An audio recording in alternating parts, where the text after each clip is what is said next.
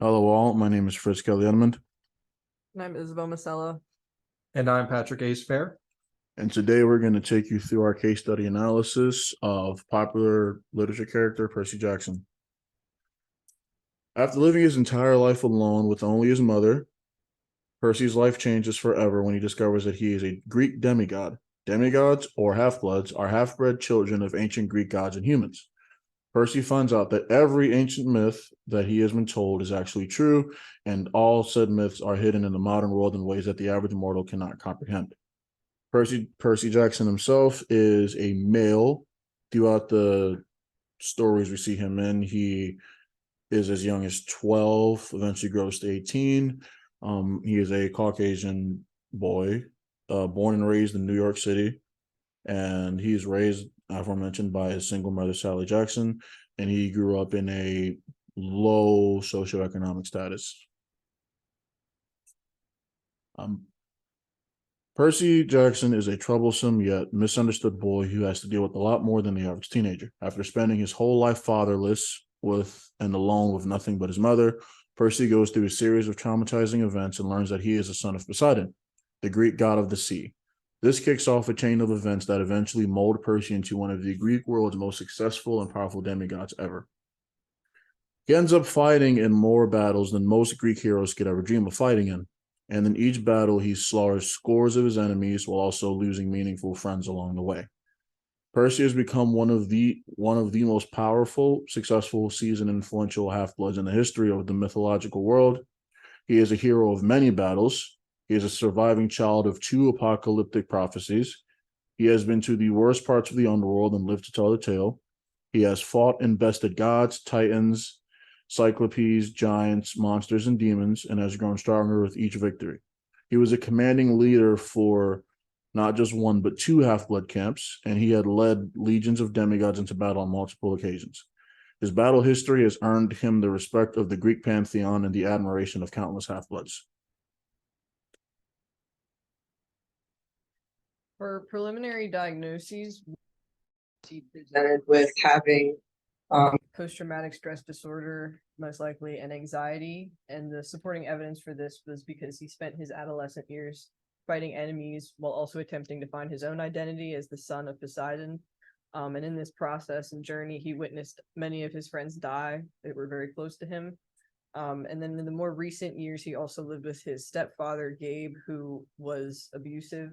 And part of the reason for that was that his humanity and vanity hid Percy from monsters and Greek gods. So that's why his mother was with him. But then he was also physically and emotionally abusive to him and his mother, stealing Percy's money to support his alcohol addiction.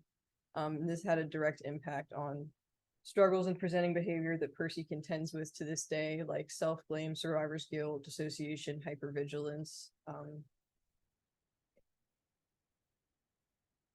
Theoretical orientation, we chose reality therapy, and the reasoning behind this is because reality therapy describes that all behavior is the result of human needs, like survival, freedom, fun, power, love, and belonging. And all of the myths and Percy's like trials and tribulations were based around these human needs. Yeah, so Some reality therapy techniques that we'll be using for, or we would be using for Percy Jackson, is self-evaluation, evaluating what is right and wrong for scenarios, listening to for different themes which happen inside the stories, and this will be included by asking a lot of open-ended questions, which will help him really kind of dive deep into how he came to his decisions for these scenarios, how his relationships had different habits, as well as just general behaviors, both in the positive and negative light with these. We would also be helping Percy verbalize his wants and needs in these scenarios and seeing how his reaction, his initial reaction, actually affected the outcome instead of probably staying back and like thinking more logically in the moment.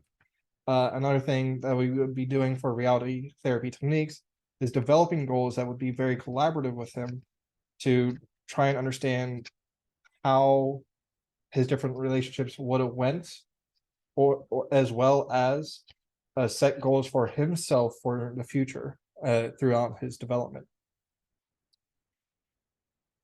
Having to deal with the Greek pantheon, Percy is encountered and comes into contact with a bunch of morally compromising scenarios. It wouldn't be surprising for him to have his morality challenged in multiple equations. Helping him with reality therapy allows him to sort of reassess what's right, what's wrong, see where he stands on these sort of things. And there have been times where he's actually had to reevaluate the way that he looked at certain situations based off of what he went through or what he saw someone else go through.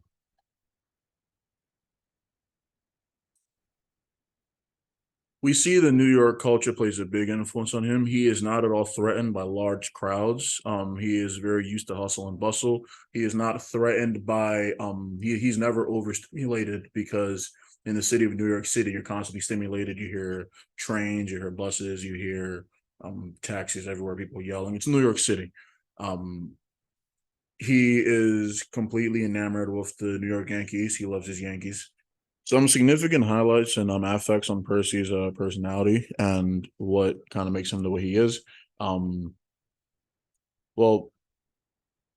Sally grew up in New York. Very likely that she is comes from Italian heritage. Percy's father comes from Greek heritage, considering he is Poseidon, the Greek god of the sea. And New York plays a huge part on who Percy is. Percy, like most New Yorkers, is not fazed by hustle and bustle. Percy has very good spatial and situational awareness. Percy loves his Mets and his Yankees. Yes, moving on. Moving on. Some environmental factors on him. Percy grew up impoverished. His mom never was able to provide for the both of them with a one job alone. She had to work tons of odd jobs just to keep their heads afloat, keep them above water, and no pun intended.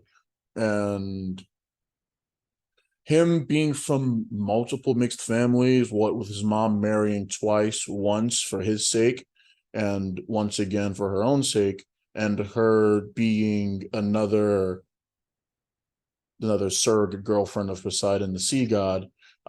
This allows Percy to not have a stable and consistent home life, because the person around him and his family constantly changed. His father abandoning him, along with poor school professors and like community officials in his area, has given Percy a distrust in authority figures as well. He constantly undermines their authority, constantly assumes that they're self-serving. Some contextual things to point out is Percy's poor academic history. Given his ADHD and dyslexia, it is very hard for Percy to thrive academically. He has admitted that in all his years of school, he has never scored anything on a test, paper, or assignment above a C-. Him and the rest of his half-blood kind constantly suffer from abandonment and attachment issues, considering they all share one thing in common, and that is a absent godly parent. Percy, like his father, also tends to display violent and aggressive tendencies that tend to get in the way of some social situations that he finds himself in. As we conclude this presentation, I would like to bring over some discussion questions.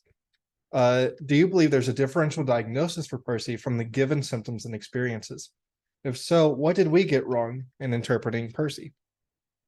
Number two, if reality therapy is ineffective for the case of Percy Jackson, what theoretical orientation would best fit his history and future development? If you can come up with anything, let us know. And number three, Poseidon has had much more respect in ancient Greek mythology than Neptune was for the Romans. Percy felt a lot of pressure from having to live up to his father's legacy as such a powerful and respected god amongst the Greeks. Do you think this would have been the case if he was born as son of Neptune instead? Here are our references. Thank you once again. This has been a case study analysis of Percy Jackson. I'm Patrick Ace Fair. I'm Fritz Kelly Edmond. I'm Isabel Masella. Thank you once again. Please leave your comments below. Enjoy your day.